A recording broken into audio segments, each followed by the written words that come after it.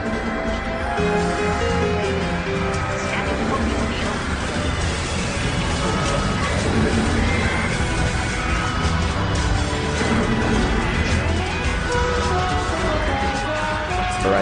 from Yarrow.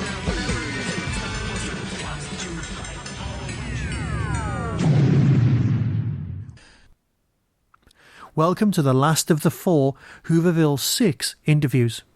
This one is with Bob Baker and the rest of the Doctor Who Podcast Alliance. I'd like to thank Steve for organising this and, of course, for organising Whoverville 6. Enjoy.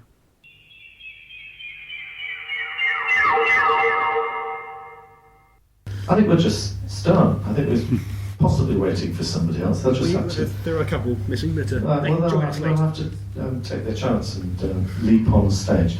Right, so this is the last of the podcasting sessions. Oh, here's one. They are coming. I apologise. I'll do a longer introduction. This is the last of the podcasting sessions. That are always such a big feature of Whoverville, and I hope that it's nice to see an audience not just made up of podcasters for once, which is nice that we've been moved into here. And I would like to do a big thanks to everybody at Whoverville who's let us do this, everyone at the Quad who has allowed us to do this as well and has helped with the technical side of it, and Sherwin and everybody. Sorry, lots of ones. I don't know what I'm being filmed. It's all right on radio if you wave your arms about. We've got a plethora of podcasters. I think that's the new group noun for podcasters, a plethora. And I will let them introduce themselves before they interview.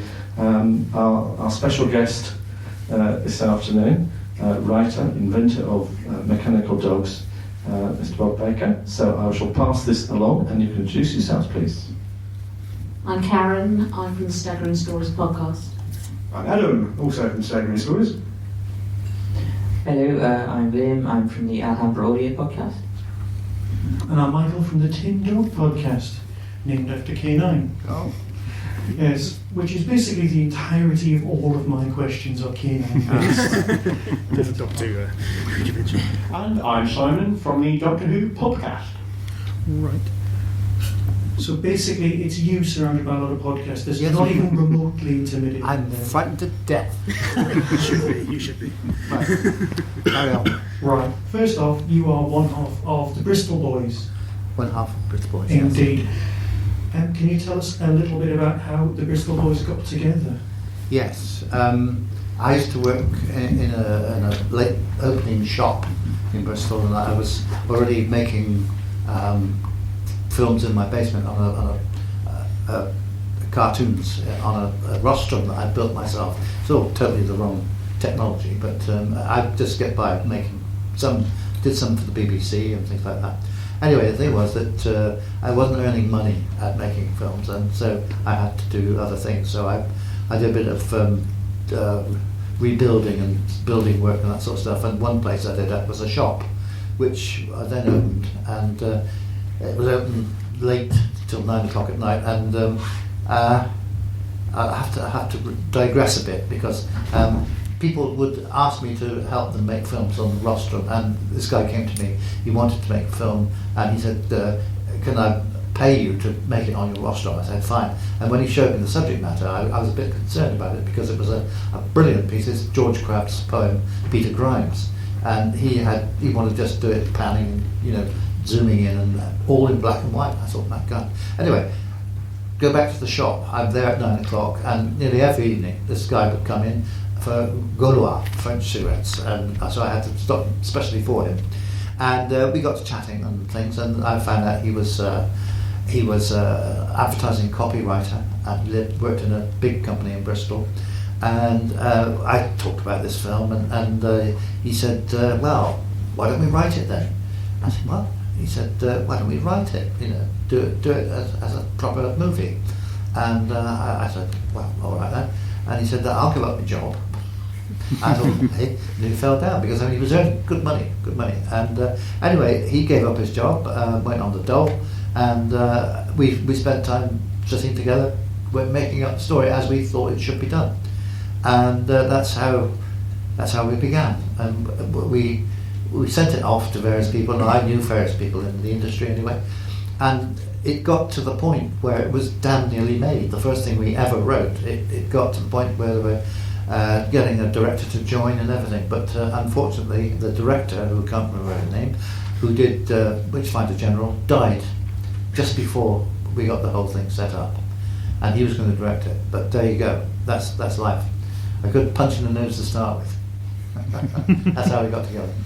Well, we are a Doctor Who convention, so we have to ask a few questions. How did you get your foot in the door?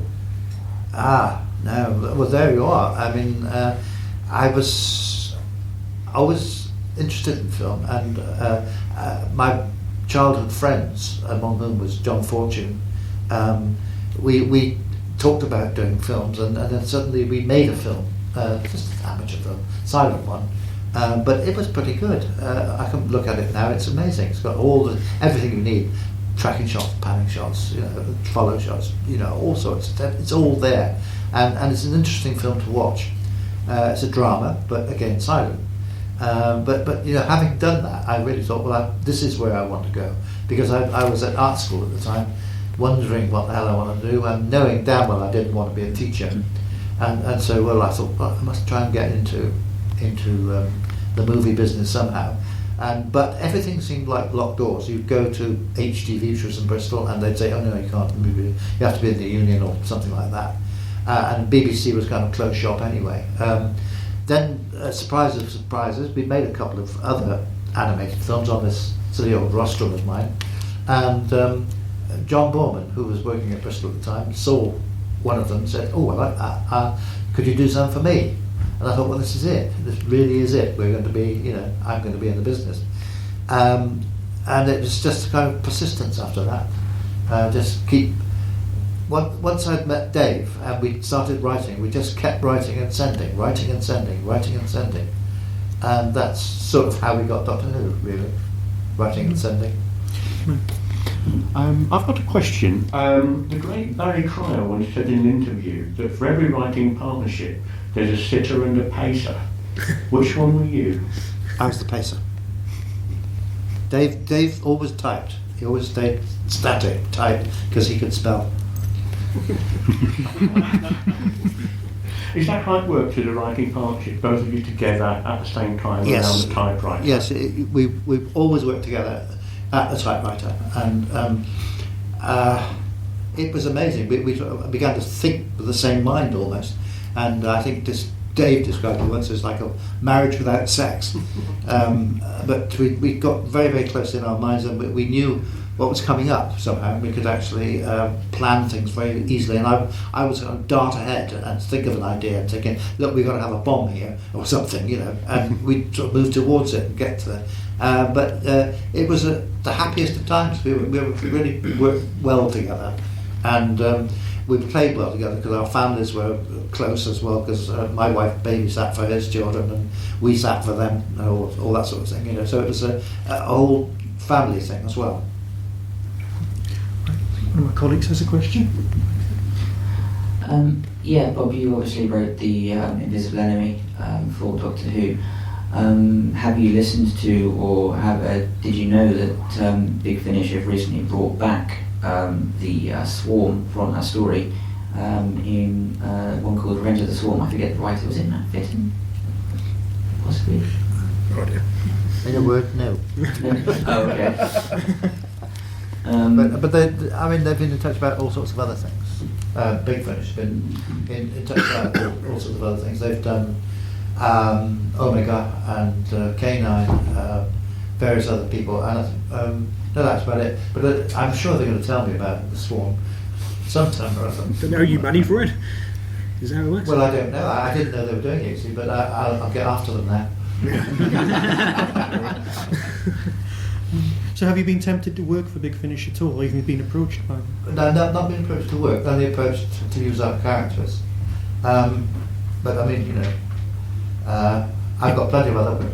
Fair enough. Did you know that Big Finish are also bringing back Omega in the Gallifrey series? They paid me for that. Yeah. who's playing Omega? I have no idea. Sorry. I'll just pass the mic further down. Questions? I understand Keith Floyd was inadvertently responsible for you getting into Doctor Who. How did that come about? Well, I go back to my saying writing and sending. We met Keith in Bristol before he opened his restaurants, before he became a sort of big chef. And in his earlier life, he was in the army. He was in the Royal Tank Corps. And his story of his 2 years in it was absolutely amazingly funny, and but sad as well, you know, a bit like Keith, really. Anyway, so Dave and I decided that we would write his life story. And so we wrote a play called A Man's Life, because the advert used to be A Man's Life in the British Army. It used to be in the big posters. And we sent it off, didn't know who to send it to at the BBC, so we sent it to BBC London. And didn't know what would happen to it after that. And then a year later, almost the other day, we had a phone call from a chap called Trevor Ray, who said, "Oh, we've just seen your play, A Man's Life." "Yeah." "Oh, we love it. It's great. You know, well, it's really funny." I said, "Would you like to come meet us and talk about it?" And we said, "Yeah." But I said, "There's one thing, there's a real problem. You know, the tanks in it. I mean, they're so expensive to get tanks these days." I said, "Well, you know, we'll talk about it, see what we can come to." So this is when we were asked up there. We went there, and we went immediately from reception to the bar, where they proceeded to get us really drunk. This was Trevor, he's here today. Derrick Sherwin and Terence Dix. And it was showered with gin and tonics, and so we were absolutely blottoed. And they said, well, it's going to be difficult to do with tanks. But they said, would armoured cars be all right? I said, fine, armoured cars, no problem. And then into the conversation a bit further, they said, do you know what we do? No, we do Doctor Who. Oh, great, it's fine. Oh, look, these armoured cars, that's no problem. Would you like to do a Doctor Who? Yeah, sure. But let's talk about the tanks. Then, you see, well, they've been asked to get new writers for Doctor Who, and they read this piece that we'd written, which was about Keith, therefore Keith was involved in getting us the first Doctor Who. Anyone? Yeah. Oh, right. You obviously wrote the Wrong Trousers for Wallace and Gromit. Did you ever meet Peter Sallis or see any of the actual production of the show itself, like how it was made and? Yes. Yes, I was very close to the production. I met Peter many times during that production and afterwards, because we talked to him about various aspects of what we must do in future programmes. Yes, met him many times. Lovely man, great actor, and unfortunately, I think now, I mean, I daren't say anything more, but I mean, you know, he's obviously perhaps a little bit beyond doing voice anymore. But I mean, we must wait and see. You worked with 4 script editors, I believe, on Doctor Who. Terence Dix, Robert Holmes, Anthony Reid, and of course Douglas Adams. Yes. How did you find them all to work with? Terence was a hard taskmaster, but I mean, he had to be, because we needed to be brought into shape, as it were, because we tended to be a bit extravagant on sets and things like that. But he was very good, and he did the job and helped us to get into knowing how to do a Doctor Who. After doing the first one with him, we knew how to do it. I mean, then Bob Holmes was perhaps my favourite. He was a really nice guy, and we both had a real rapport with the way he was thinking, so we liked him. Tony Reid, I mean, honestly, when I came to write the book, I couldn't remember being with Tony Reid at all. But I mean, I remember working with Tony because I had him to work for me on series down HTV. But it's a kind of grey period of his.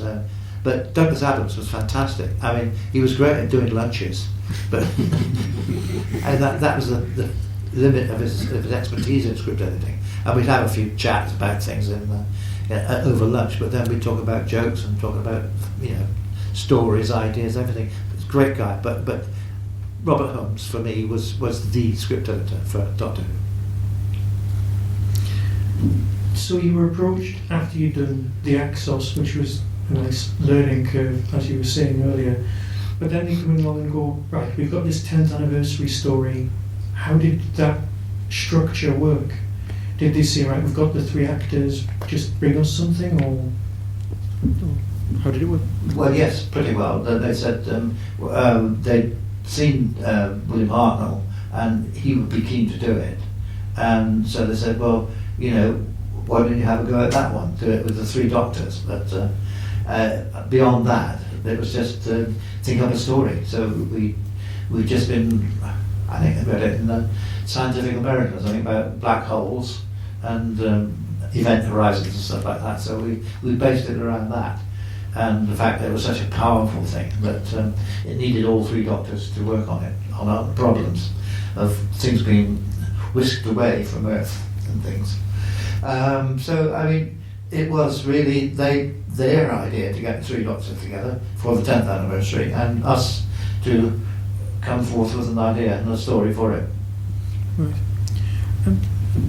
One of the last, the story that you worked on for the 4th Doctor with drugs and the lovely mandrills, which, I was basically asking you, how do you feel about the designs that came about from some of your writing choices? Because your description of the mandrills in paper, or even K9, how do they differ from what you actually finally saw on the screen? It somehow isn't really a matter of how we saw them, it's how you film them. I think the mandrills were filmed very badly, but could have been quite a frightening monster. But there's a new policy apparently that I forget the exact words, but something like you can't use that, which was when in Nightmare of Eden the Doctor somebody takes an axe off the wall, a fire axe off the wall. You can't use that. I said, well, what then? He said, a jagged polystyrene cup. Because he had the edict down from above saying nothing too violent, no blood to be shown, that sort of thing, But then it seemed to work itself into the softening of the filming of the monsters. Now compare those monsters where you can see the kind of slipper shoes on with the mutants, which were filmed in dark caves, and they're really frightening, which is good. Kids love it. Why mess them about, And same with the Axons. They were in sort of half-light and they were really creepy. I just can't understand why they I don't know why they did it. They just made everything a bit soft. So with K9, when you originally sat down, you went right? K9 we saw as a kind of, much as he came out actually, but we didn't do the drawings, so the drawings came to us from the designer at the BBC. And we said, yeah, that was good, like that one, good. I remember the actual words. So he was kind of,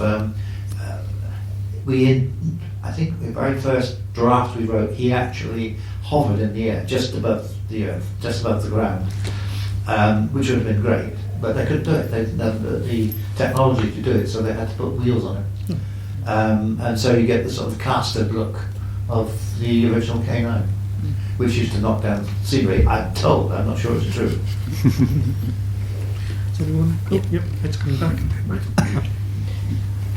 What was your favourite villain to write for out of the Axons, Omega, and of course the Black Guardian? Without any doubt, Omega. Anyone who can say, a hero, I could have been a god. It's got to be good to write for. I mean, you could really let go on your dialogue on Omega, whereas the others are a bit sort of mute in a way. So yes, for me it was Omega, who was, really a charming fellow underneath all that. Okay. Got to ask it more about K9 really. I'm thinking the Australian series. What's going on there?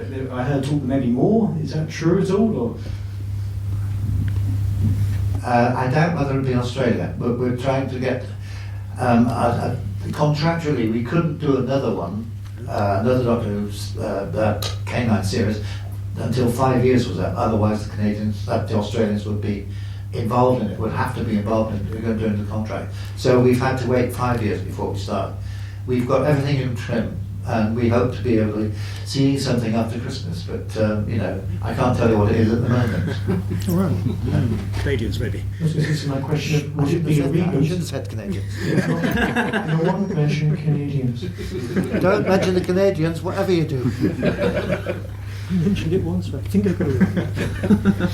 Going back to the Three Doctors, how did you adapt when it was obvious that William Hartnell couldn't have as large a role as you'd have hoped? Simple answer, we didn't. We didn't know until very late after finishing the second draft of the script with all the stuff that we put in for William Hartnell. And so we did a bit of cutting, which we suggested to Terence, and he did the rest. I mean, because he was there on the spot, knew what he could do and what he couldn't do. Because there was a third interim one as well, where he had a little bit less to do. Then there was the final one, which Terence did, he had a lot less to do. So that's how it worked on that one. Nightmare of Eden was the only Doctor Who script you wrote on your own. Yeah. And of course you went on to add a career as solo writer, not least with the Oscar-winning film. How does the experience of writing on your own compare to writing as part of a partnership? At the very first, it was very lonely, as you can imagine. There was another thing about it as well. After we kind of went our separate ways, I thought, well, start waiting for the commissions to roll in, but nothing came at all.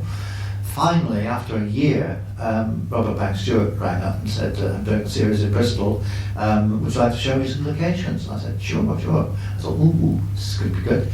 So I showed him around for a day, and he said, great stuff. And then I took him back to the station, got on the train, bye-bye.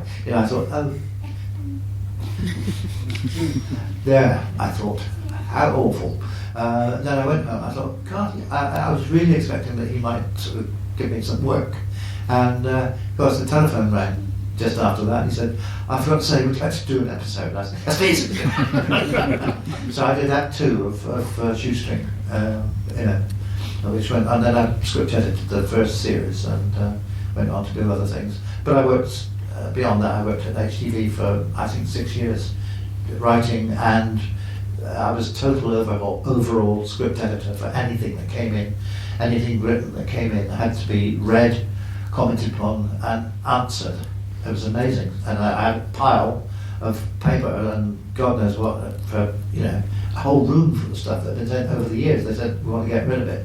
But everything had to be read and answered. And I had Tony Robinson was one of my team of 4 readers I had, and we had some jolly good fun over that.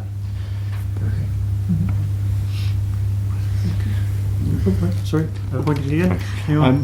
Crossing through? Your Doctor Who scripts are full of science fiction ideas, which sort of make me wonder, did you have a fondness for the genre before you wrote for the series?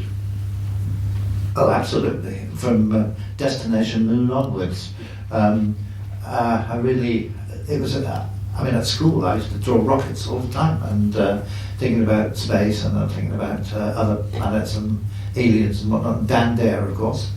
Always, part of my growing up, and then started to read science fiction, and it really grabbed me. And then when I didn't expect much of Doctor Who, but I watched the first one, I thought, wow, this is incredible.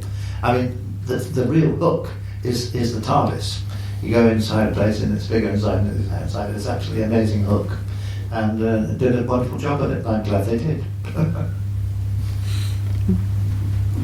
You got to write the Sontaran experiment, if memory serves, which it hasn't been today for some weird reason. What was it like working with other people's creations? It was perfectly all right working with other people's creations, except that dear, lovely Bob started to tell us the whole life history of Sontarans including their sexual lives and other things. So, too much information, Bob, too much information. Just went on and on and on, like, we don't want to know, we don't want to know. And but otherwise it was fine. I mean, he was a villain, wasn't he? I mean, he was a little flat, ugly villain. I mean, that's how it works. I mean, you just adapt whatever you've got. I mean, they did it because it was cheaper to do that than build a new monster. Okay. Have you watched any of the new series, and what are your thoughts or views on the actors / production of it now? Well, I enjoyed the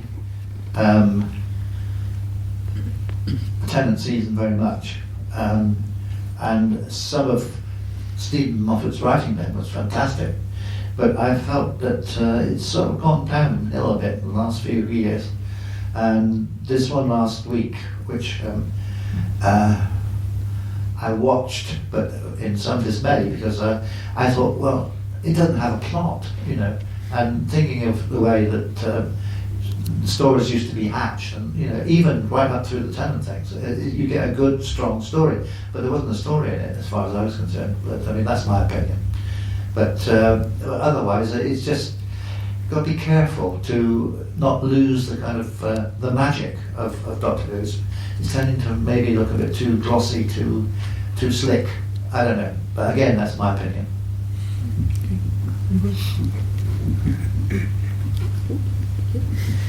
How frustrating did you find budget restraints when it came to reproducing your ideas onto the screen?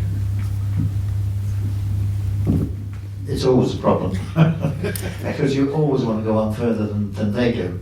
But hopefully, and sometimes it worked that it made well, particularly in Doctor Who, it made them take a step forward in technology.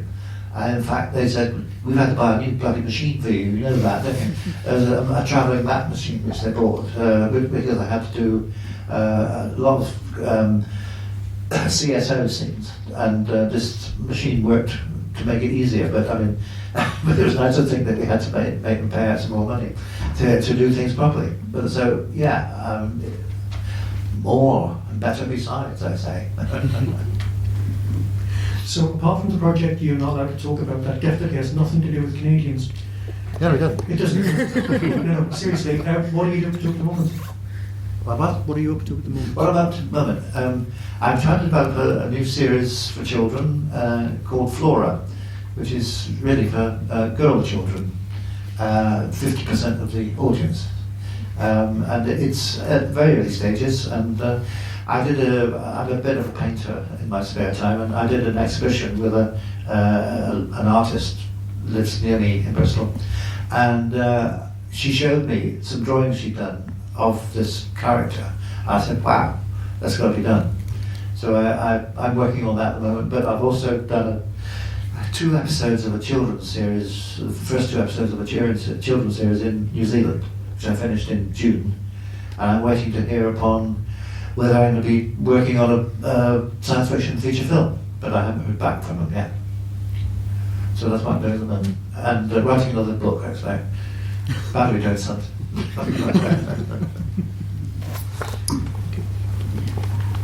The 2 series that you're working on, obviously the one in New Zealand and the Flora one, will that be aired over here, do you think? Or? Well, the New Zealand one, they're going to take to markets like Cannes and Los Angeles. So if they sell well around the world, I'm sure maybe the BBC will pick it up, or perhaps an ITV station, I don't know. But the other one, it was at such early stages, I can't say anything about Flora at the moment. Just hoping that we can get a sponsor, maybe margarine people. Are there any questions from the audience at all? No? Well, in that case, I'd like to thank you very much. Anybody else? No? Okay, in that case, I'd like to thank you very, very much for talking to us. Been a pleasure. Been an absolute pleasure. Thank you.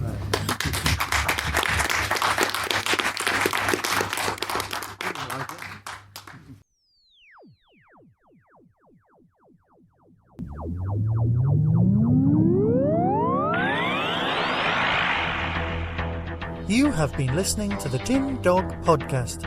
Doctor Who and its associated shows are all trademark of the BBC. No infringement, is intended. Contact us at tin-dog@hotmail.co.uk.